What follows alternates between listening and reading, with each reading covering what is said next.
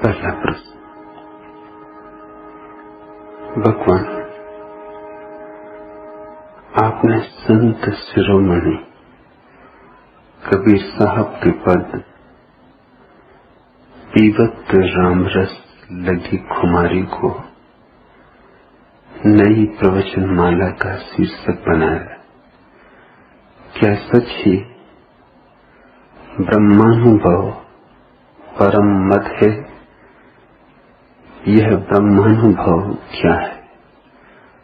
भगवान, ऐसा लगता है कि कबीर साहब आपको अतिशय प्रिय हैं। क्यों? आनंद मैत्रेय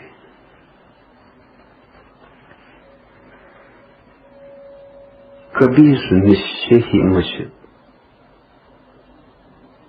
अति प्रिय है।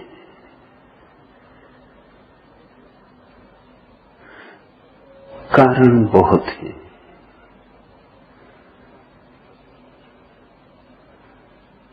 बुद्ध से मुझे बहुत लगा,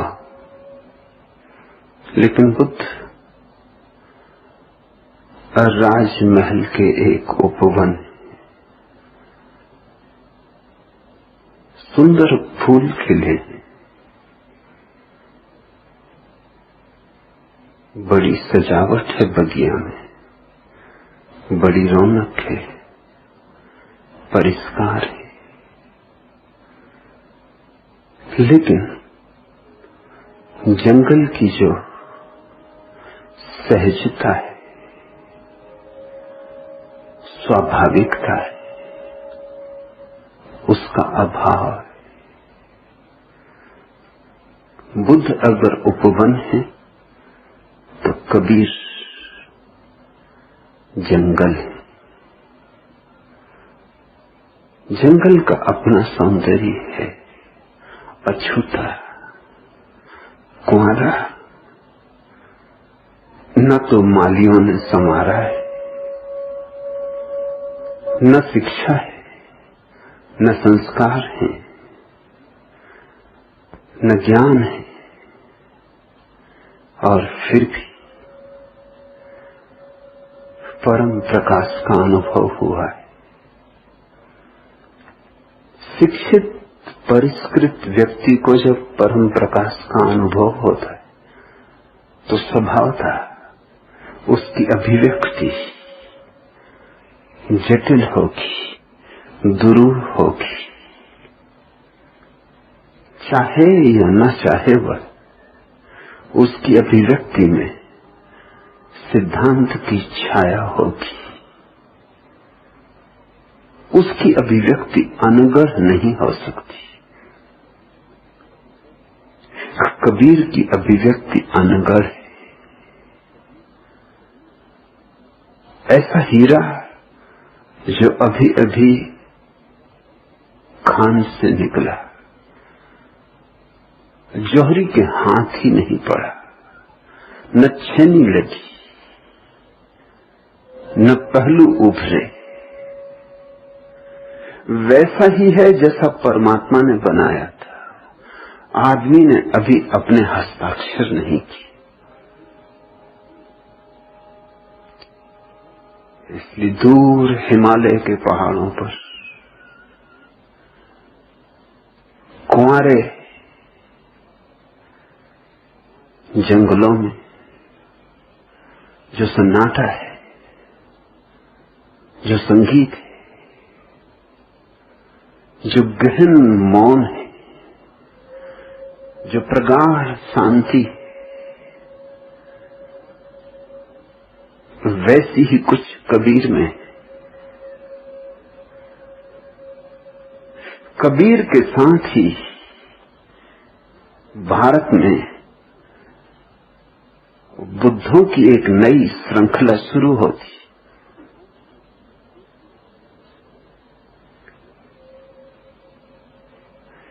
नानक, रैदास, फरीद, मीरा, सहजो, दया, ये एक अलग ही श्रृंखला है। बुद्ध, महावीर, कृष्ण, ये एक अलग ही श्रृंखला है। बुद्ध, महावीर और कृष्ण राजमहलों के गीत हैं। कबीर, नानक, फरीद झोंपड़ों में बजी वीणा है। राजमहल में गीत का पैदा हो जाना बहुत आसान, न हो तो आश्चर्य, हो तो कोई आश्चर्य नहीं। राजमहलों में जो रहा है ऊब ही जाएगा। राजमहलों में जो जिया है जगत से उसकी आसक्ति टूट ही जाएगी। लाख संभालना चाहे, बचाना चाहे, बहुत मुश्किल है बचाना। निर्धन को धन में आशा होती, लगता है मिल जाएगा धन तो सब मिल जाएगा, फिर पाने को कुछ और क्या। लेकिन जिसको सब मिला है उसकी आशा के लिए कोई आकाश नहीं बचता। उसके हाथ तो सिर्फ निराशा रह जाती, हताशा रह जाती। बुद्ध के पास सब था, कबीर के पास कुछ भी नहीं। बुद्ध के पास क्या नहीं था, कबीर के पास क्या था। इसलिए बुद्ध अगर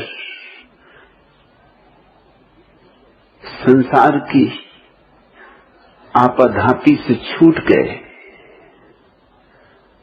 ये दौड़ अगर व्यर्थ हो गई तो नहीं कोई आश्चर्य।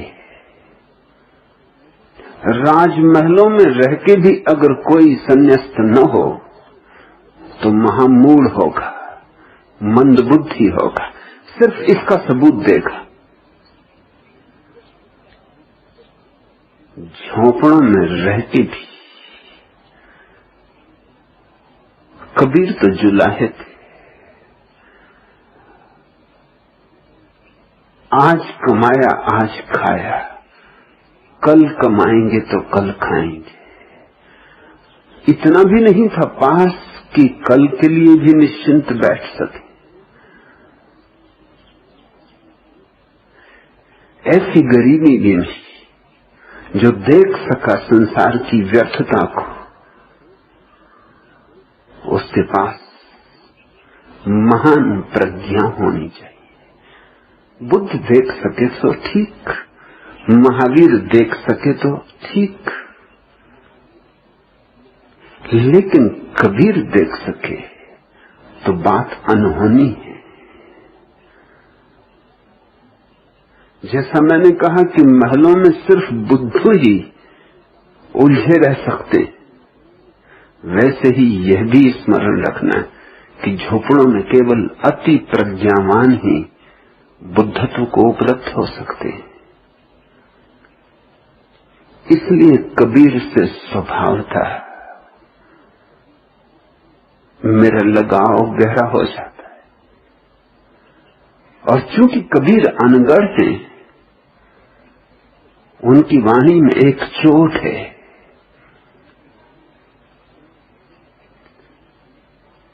बुद्ध की वाणी सुकुमार है, फूल जैसी कोमल है। कबीर की वाणी यूं पड़ती जैसे किसी ने चट्टान सिर पर गिरा दी हो। कबीरा खड़ा बाजार में लिए लुकाठी हाथ, लठ लिए हाथ में खड़े। कबीरा खड़ा बाजार में लिए लुकाठी हाथ, घर बारे जो आपना चले हमारे साथ। हो हिम्मत घर को जला डालने की, राख कर देने की, तो आओ हो लो हमारे साथ। और लठ लिए खड़े हैं, कहते ये लुकाठी, ये लठ क्यों? कबीर तो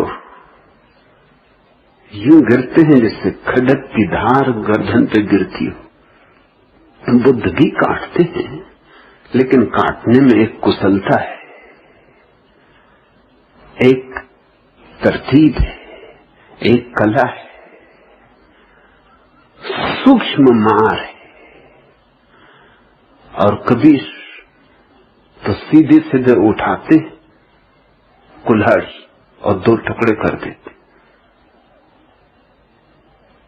तो कबीर के वचनों में आग है, आग्नेय है उनके वचन।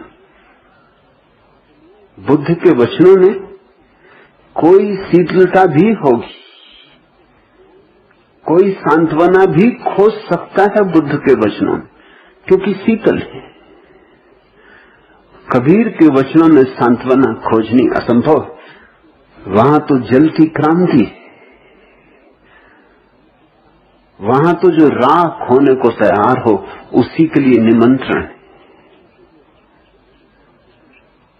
फिर क्योंकि बुद्ध की सारी दीक्षा, सारी शिक्षा तर्क की थी, एक राजकुमार की तरह उन्हें शिक्षित दीक्षित किया गया था,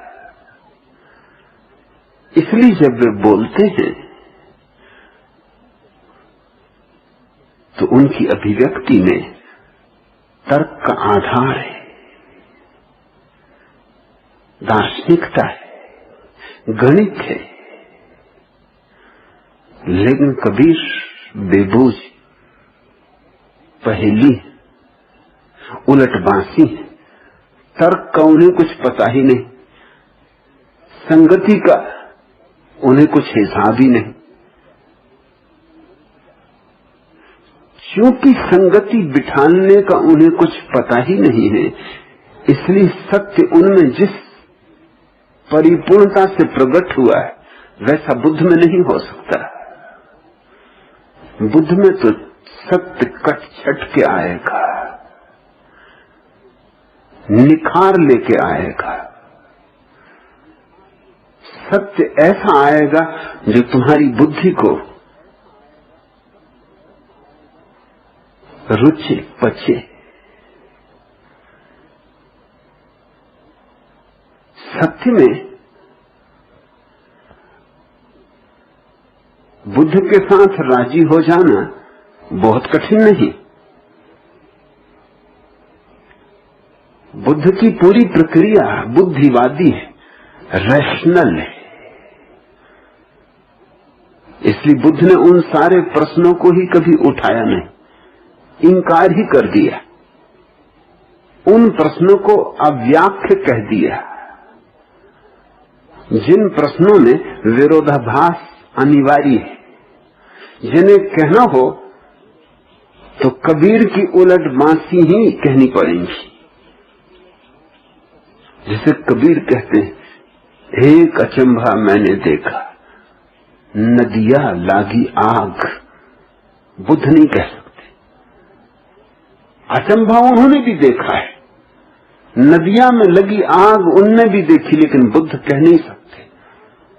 ये उनकी शिक्षा दीक्षा रोकेगी कि ये कैसे कहूं, प्रमाण कहां से लाऊंगा, तर्क कहां से जुटाऊंगा, ये बात तो देखी। इसलिए बुद्ध कहते हैं मैं विधि बताऊंगा कि तुम्हें भी ले चलूं उस नदी के किनारे, फिर तुम ही देख लेना, देख लोगे तो समझ लोगे। मगर मैं न कहूंगा कि नदियां में आग लगी, वो बात ही मत पूछो। चलने की राह पूछो, पहुंचने का मार्ग पूछो, विधि पूछो, विधान पूछो, मगर ये न पूछो कि वह अनुभव क्या है। कबीर गांव के गंवार बेफिक्री से कह देते हैं कि नदी में आग लगी। नदी में कहीं आग लगती? विवाद करने बैठोगे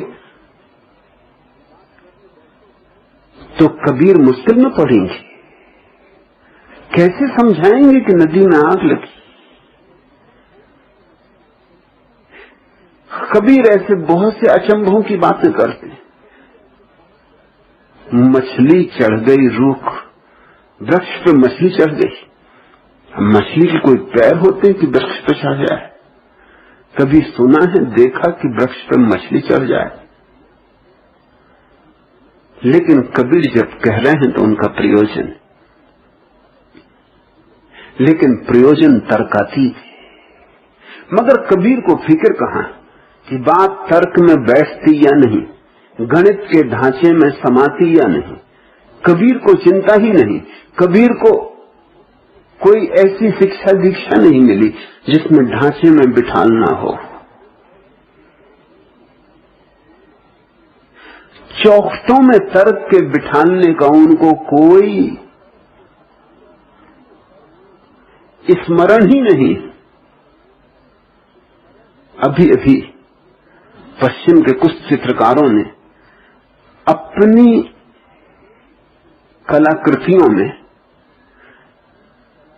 फ्रेम लगाना, चौखट लगाना बंद कर दिया है। पूछे जाने पर उन चित्रकारों ने कहा कि जगत में किसी चीज पर कोई फ्रेम तो होती नहीं। जैसे तुमने एक सूर्यास्त का चित्र बनाया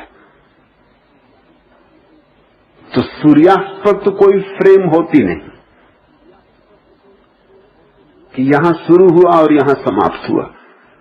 न कहीं शुरू होता न कहीं समाप्त होता, फैलता ही चला जाता है दोनों तरफ अनंत में, अनंत दिशाओं में फैलता चला जाता, सब आयामों में फैलता चला जाता। लेकिन जब तुम चित्र बनाओगे तो तुम्हारे कैनवस की तो सीमा होगी, फिर सीमा ही नहीं होगी। तुम चित्र को फ्रेम भी दोगे, सुनहला, सुंदर, बेशकीमती, और फ्रेम देते ही इन चित्रकारों का कहना है कि तुम्हारा सूर्यास्त झूठ हो गया। असली सूर्यास्त पर तो कोई फ्रेम न था, कोई चौखट न थी। तुमने ये चौखट कैसे जड़ दी? तर्क भी एक चौखट है, सुंदर चौखट है, बड़ी सुनहली है, खूब नक्काशी है उसमें, बड़ा बारीक काम है, बड़ी कारीगरी है, लेकिन सत्य पर कोई चौखट नहीं होती। बुद्ध ने और महावीर ने जो कहा है उस पर तर्क की चौखट है। मजबूरी थी उनकी, उनको ही मुश्किल था ये कहना। उनकी सारी शिक्षा दीक्षा यूं थी कि ऐसी बेबूझ बात जो कबीर कह सकते हैं बेशर्मी से, कोई लाज नहीं, कोई संकोच नहीं, वैसी बुद्ध महावीर कैसे कहें? उनको खुद ही अड़चन मालूम होती कि कोई अगर और कहता तो हम विरोध करते, तो हम कैसे कहें? देखा तो उन्होंने भी है सूर्यास्त, जिस पर कोई सीमा नहीं है।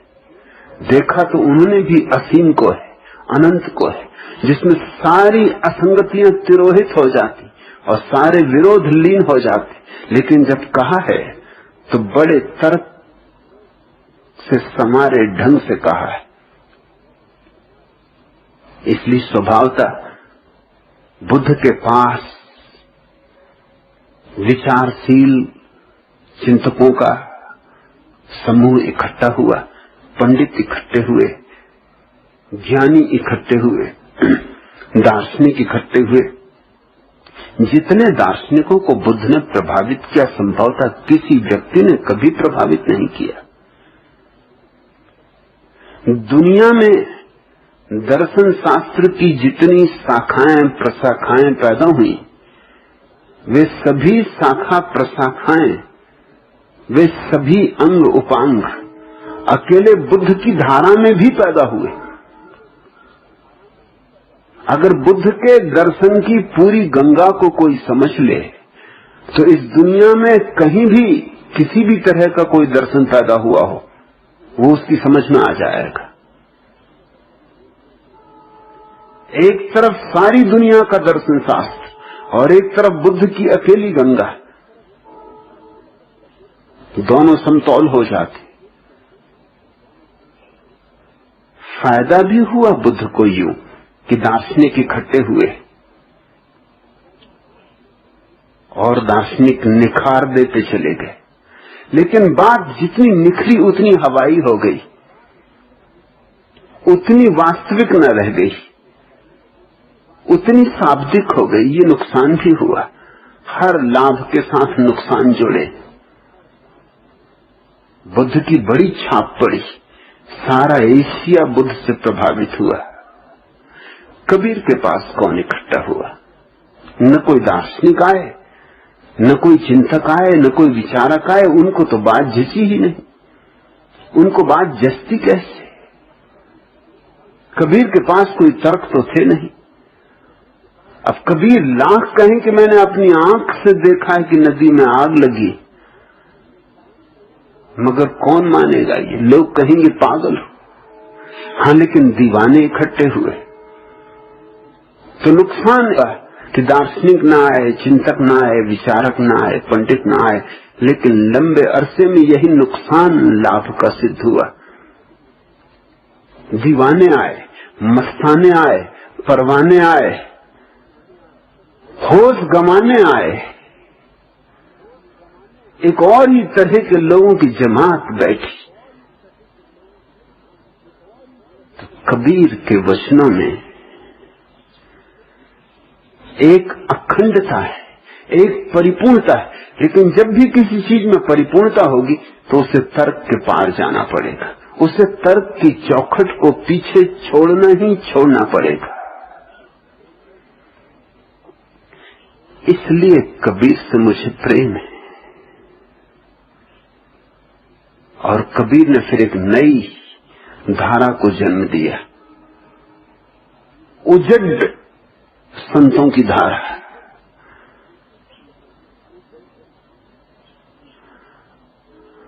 इन उजड़ संतों की भी अपनी खूबी है। वही खूबी जो जंगल के सन्नाटे में होती, कि सागर में उठे तूफान में होती, कि पहाड़ पर लग गई आग में होती। वही कुंवारापन, वही अलमस्ती, वही खुमारी। कबीर को यूं समझो कि जैसे उमर खय्याम और बुद्ध दोनों का मिलन हो गए, जैसे उमर खय्याम और बुद्ध दोनों एक संगम बन गए। तो कबीर ने अलमस्तों की, फकीरों की, फक्कड़ों की एक अलग श्रृंखला को जन्म दिया। उस श्रृंखला में भाषा भी अपने ढंग से बनी। उस भाषा को भी एक अलग ही नाम मिल गया, सधुक्कड़ी। सधुक्कड़ी भाषा में फिर कोई तर्क नहीं पूछता। तर्क पूछना हो तो दार्शनिकों के पास जाओ। कबीर के पास तो सत्य को पीना हो तो बैठो। कबीर को न तो किताबों का कुछ पता है, कहते हैं मसी कागज छुओ नहीं। हाथ से नहीं छुआ कभी कागज और स्याही। उनके लिए तो काला अक्षर भैंस बराबर।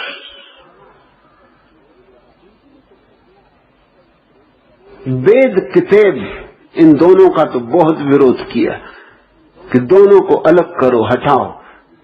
इन्हीं से बीच में बाधा बन रही। तुम्हारे और सत्य के बीच में ये वेद और किताब,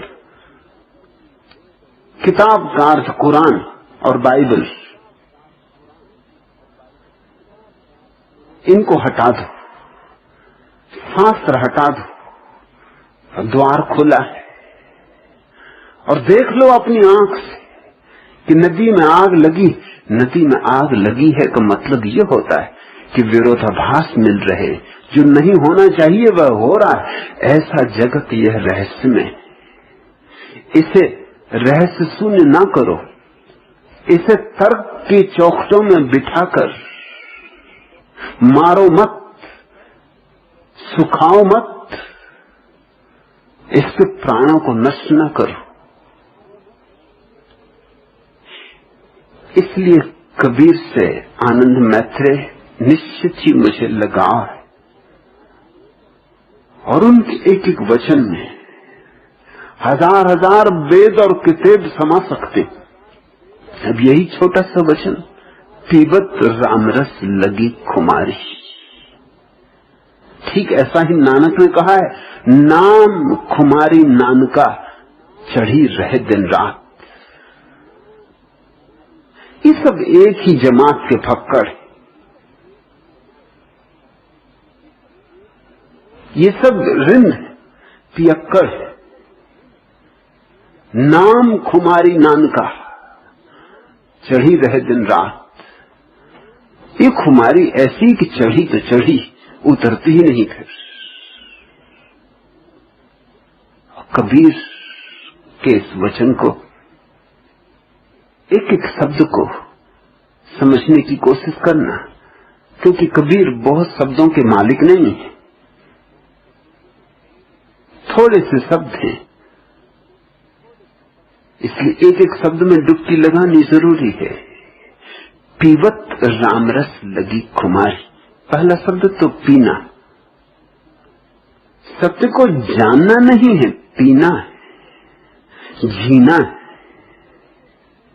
कंठ से उतर जाने देना है, खोपड़ी में नहीं भरना है, प्राणों में अंतरंग तक पहुंच जाने देना है। क्यों? क्योंकि सत्य कोई कुतूहल नहीं है, कोई जिज्ञासा नहीं है, प्यास है, और प्यास तो पीने से मिटेगी, और भूख तो भोजन से मिटेगी। लाख प्यासे आदमी के सामने बैठ के तुम जल की चर्चा करते रहो, सारा विज्ञान जल का समझा दो, ये भी बता दो कि ऑक्सीजन और उदजन के परमाणुओं से मिलकर जल बनता है, H2O का फार्मूला भी पूरा का पूरा समझा दो, फिर भी क्या होगा? प्यासा कहेगा बकवास बंद करो, मुझे प्यास लगी, मुझे पानी दो, मुझे पानी के संबंध में नहीं जानना है, पानी के संबंध में जान के क्या करूंगा? जानने से क्या होगा? जानने को पीऊं, खाऊं, ओढ़ूं, क्या करूं? पानी दो, मुझे पीना है। और ध्यान रहे कि पीने के लिए जानना जरूरी नहीं। अगर पीने के लिए जानना जरूरी होता तो आदमी कभी का मर चुका होता, क्योंकि ये H2O का फार्मूला तो अभी अभी इस सदी में जाना गया, और आदमी तो करोड़ों साल से जी रहा। और आदमी ही क्यों, अरे जानवर भी पी रहे हैं, पशु भी पी रहे हैं, पक्षी भी पी रहे हैं। पशु पक्षी ही क्यों, वृक्ष भी पी रहे हैं बिना नहीं जाने, कुछ पता नहीं कि पानी का शास्त्र क्या है, और पिए जा रहे हैं। देखते हो ये धांधली, कुछ होश है ना हवास। वृक्ष पी रहे हैं पानी, पी ही नहीं रहे हैं, मस्त हो रहे हैं पी पी के, नाच रहे हैं हवाओं में, सूरज की किरणों में, फूल खिल रहे। कोई फिक्री किसी को पड़ी नहीं कि इस वृक्ष में फूल नहीं खिलने चाहिए, इसे पानी का रसायन भी आता नहीं, इसे अभी पानी का सूत्र भी मालूम नहीं, और खिले जा रहे हो और हंसे जा रहे हो और सुगंध उड़ाए जा रहे हो। कुछ लाज शर्म भी होती, अज्ञानी होके अज्ञानी जैसा व्यवहार करो, अज्ञानी होके अज्ञानी की मस्ती दिखता रहो। अच्छा ही है कि प्यास का जानने से कोई संबंध नहीं तो वृक्ष प्यासे कब के मर जाते, कब के फूल कुम्हला जाते, रात रानी में गंध न होती, जूही से सुवास न उड़ती, गुलाब न खिलते, कमल न खिलते, पशु पक्षी मर जाते, आदमी ही न जी सकता था। जानना और अनुभव अलग अलग बातें, इसलिए पीने पर जोर है। पीवत राम रस लगी खुमारी, पियो। और इसलिए कबीर, नानक, फरीद, रैदास, दादू, इनके पास एक और ही तरह का तीर्थ निर्मित हुआ। यूं तो जैनों के 24 तीर्थंकरों को हमने तीर्थ बनाते देखा, मगर उनके तीर्थ बड़े तर्कबद्ध थे, बहुत तर्कबद्ध थे।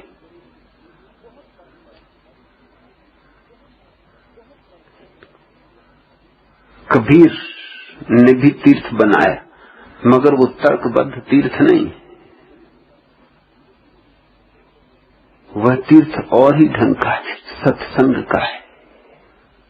सदगुरु के पास बैठो, डोलो, गाओ, नाचो, कभी चुप्पी में, कभी उसकी वाणी में डूबो, कभी उसके मौन को पियो, कभी उसके मुखरता को पियो, कभी उसके गीत को जियो, कभी उसके शून्य को। बैठो सत्संग में, चुप, मौन, खाली, जैसे कोई प्याली कि वो बरसे तो तुम्हारी प्याली में जगह हो। सदगुरु तो आषाढ़ के महीने का जल से भरा हुआ मेघ, तुम खाली हो तो भर जाओगे। नाचो जैसे मोर नाचते आषाढ़ में घिर गए मेघों को देखकर। मेघ मलार उठने दो, ये और ही बात है। महावीर समझाते हैं तर्कपूर्ण ढंग से, विवाद करते हैं, खंडन मंडन है। कबीर के पास ये सब बातें नहीं। कबीर के पास तो पियक्कड़ों की जमात है, और पीने को क्या है? राम रस। ध्यान रखना, यहां राम से कोई प्रयोजन दशरथ के बेटे राम से नहीं है। उनका तो रस कैसे बनाओगे? उसमें तो आदमखोर हो जाओगे, उसमें तो बहुत झंझट होगी। अब दशरथ के बेटे रामचंद्र जी को घिस घिस के क्या कोई बांग बनाओगे कि चाय बनाओगे, कॉफी बनाओगे, क्या करोगे? दशरथ के बेटे राम से कोई प्रयोजन नहीं। यहां राम रस से तो अर्थ है वह जो परम सत्य है, उसके लिए एक नाम राम। कोई भी नाम दे दो, सब नाम उसके। राम कहो, रहीम कहो, रहमान कहो, सब नाम उसके। कोई भी नाम दे दो, क्योंकि वह तो अनाम है, सब नाम काम चलाऊ, और वह रस ठीक वही सूत्र उपनिषदों का जो परमात्मा की व्याख्या करता, रसो वैसा। वह रस है। रस का अर्थ ही होता है कि एक बूंद भी उतर जाए भीतर तो प्यास सदा को बुझ जाए। इस रस को भीतर उतारने की कला को ही हमने इस देश में रसायन कहा था। अब तो बड़ी गड़बड़ हो गई, अब तो केमिस्ट्री का अनुवाद रसायन शास्त्र हो गया। रसायन बड़ा प्यारा शब्द था, उसका बड़ा आध्यात्मिक मूल्य था।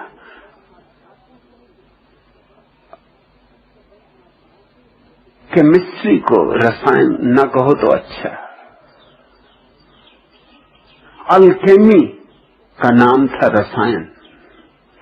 रसायन का अर्थ था सत्संग, जहां रस पकता है, जहां रस झरता है, जहां रस पिया जाता है।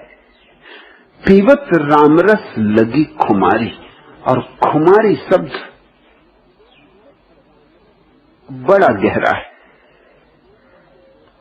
खुमारी का अर्थ होता है न तो बेहोशी न होश, दोनों और दोनों नहीं।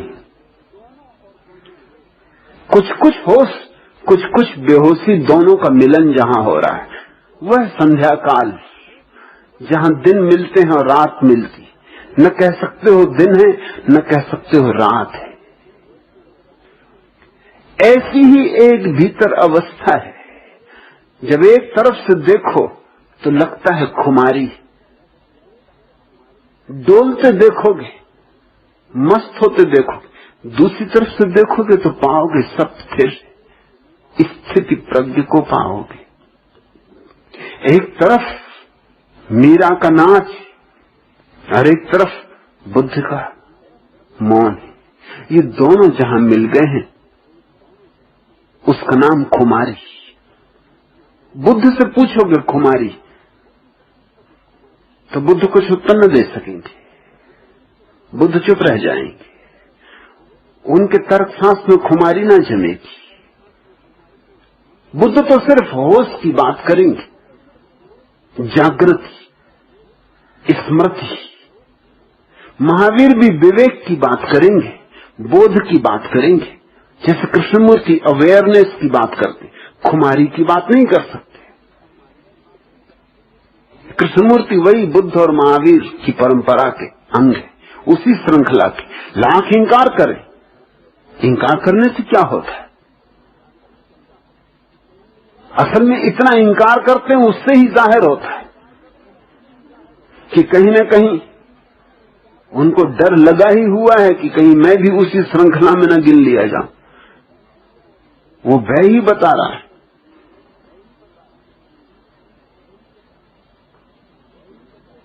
लेकिन बात इतनी साफ है, बुद्ध जिसको सम्मा सती कहते हैं, सम्यक स्मृति, और महावीर जिसको विवेक कहते हैं, और गुरजीएफ ने जिसको सेल्फ रिमेम्बरिंग, आत्म स्मरण कहा है, कृष्णमूर्ति उसी को अवेयरनेस कहते हैं। इसमें कुछ भेद नहीं है, शब्दों का ही भेद है, मगर इनमें खुमारी कहीं भी नहीं आती। हाँ, खुमारी की बात मीरा करती, सहजो करती, उमर खयाम करता है, अल हिल्लास करता है, सरमत करता है, लेकिन वो सिर्फ खुमारी की बात करते। उनके पास फिर होश का कोई सवाल नहीं।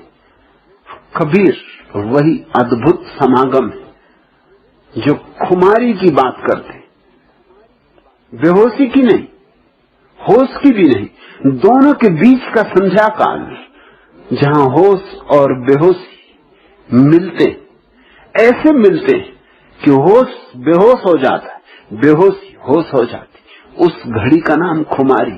खुमारी बड़ी अद्भुत दशा है, डोल भी रहे मस्ती में और जागे भी, नाच भी रहे और जागे भी।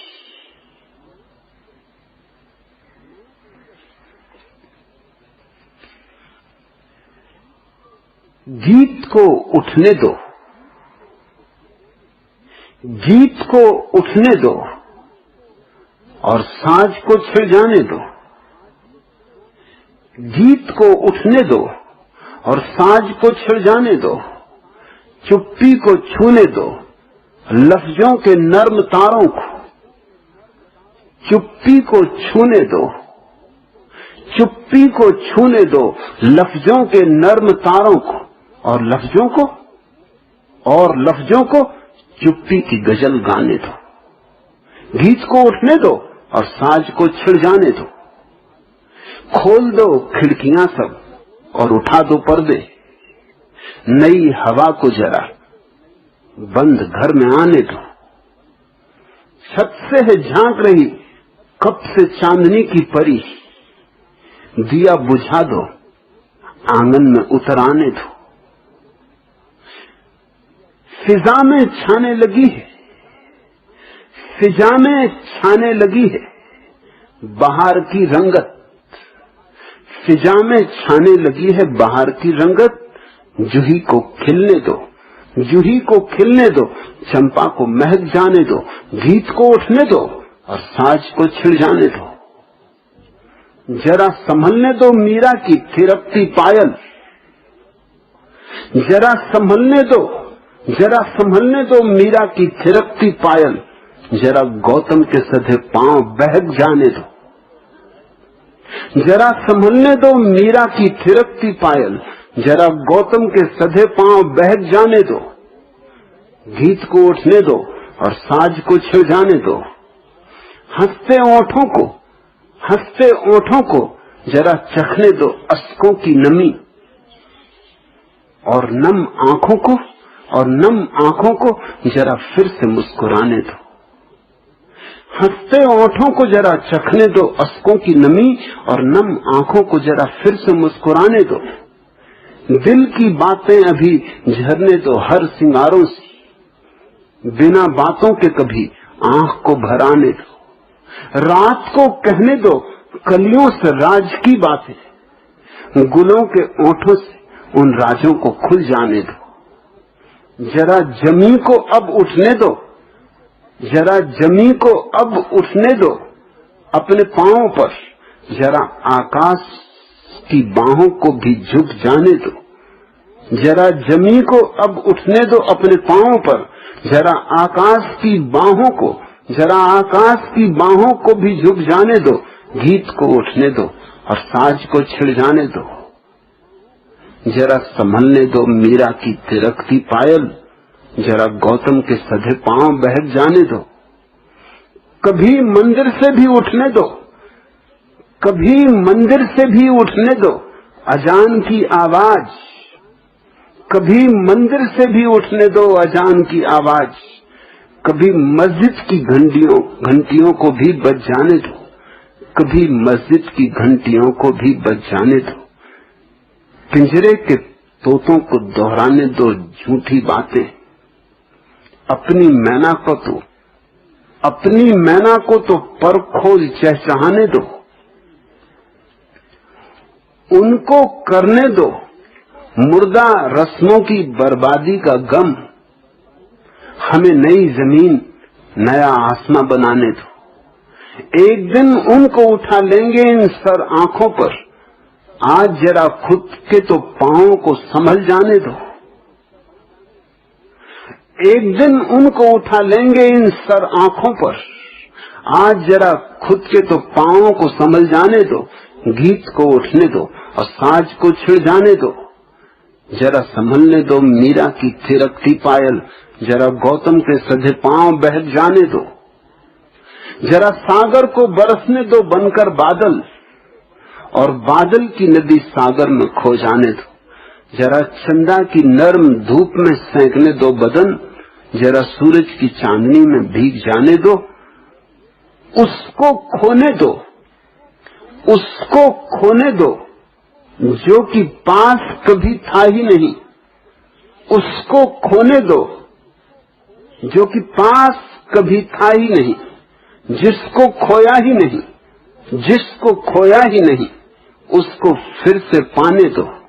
उसको खोने दो जो कि पास कभी था ही नहीं, जिसको खोया ही नहीं, उसको फिर से पाने दो, गीत को उठने दो और साज को छिड़ जाने दो, जरा संभलने दो मीरा की थिरकती पायल, जरा गौतम के सधे पांव बहक जाने दो। अरे हाँ हाँ हुए हम लोगों के लिए दीवाने, अब लोगों को भी कुछ होश में आ जाने दो। ये है सच की बहुत कड़वी है मैं इस साकी की, ये है सच की बहुत कड़वी है मैं इस साकी की, रंग लाएगी गर सांसों में उतर जाने दो। छलकेंगे जाम जब छाएगी खुमारी घटा, छलकेंगे जाम जब छाएगी खुमारी घटा, जरा मैखारों के पैमानों को तो समझ जाने दो, जरा साकी के तेवर तो बदल जाने दो। गीत को उठने दो और साज को छिड़ जाने दो, जरा संभलने दो मीरा की थिरकती पायल, जरा गौतम के सधे पांव बहक जाने दो। न रहे मैखाना, न रहे मैखाना, न मैख्वार, न साकी, न शराब, न रहे मैखाना, न मैख्वार, न साकी, न शराब, नशे को ऐसी भी एक हद से गुजर जाने दो। न रहे मैखाना, न मैख्वार, न साकी, न शराब, नशे को ऐसी भी एक हद से गुजर जाने दो। उसको गाने दो, उसको गाने दो अपना गीत मेरे ओंठों से, उसको गाने दो अपना गीत मेरे ओंठों से, और मुझे उसके सन्नाटे को गुनगुनाने दो। जरा संभलने दो मीरा की थिरकती पायल, जरा गौतम के सधे पांव बहक जाने दो। गीत को उठने दो, साज को छिड़ जाने दो। गीत को उठने दो, गीत को उठने दो और साज को छिड़ जाने दो। वह घड़ी, वह संध्या काल जहां मीरा होश में आ जाती और जहां बुद्ध नाचने लगते, उसका नाम है खुमारी।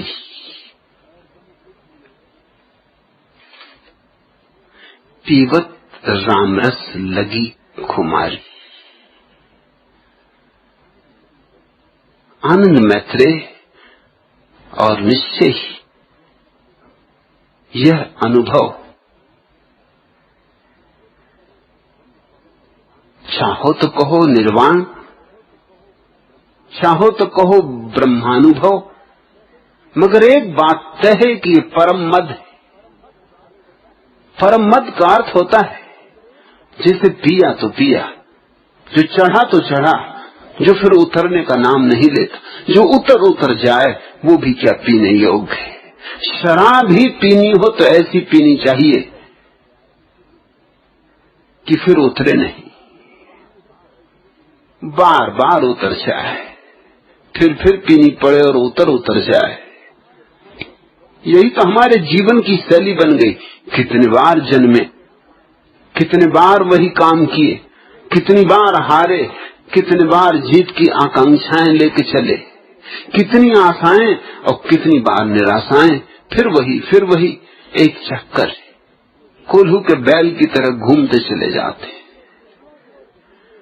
रोज रोज पीते हो, रोज रोज उतर जाता है, रोज रोज चढ़ाते हो रंग, रोज रोज ढल जाता है, रोज रोज बनाते हो, रोज रोज मिट जाता है। ये ताश के पत्ते और कब तक इनसे महल बनाने, ये कागज की नावें और कब तक चलानी। कुछ ऐसा पियो कि फिर उतरे ही नहीं, वही परम मद। नाम उसे तुम जो देना चाहो, ब्रह्मानुभव कहो, भागवत अनुभव कहो, बुद्धत्व कहो, ये सब नामों के भेद है। नामों में बहुत उलझना मत। ये बुद्धि नामों में उलझ जाती, अटक जाती। तुम तो पियो, तुम तो कंठ की सुनो, तुम तो प्राणों की भाषा समझो।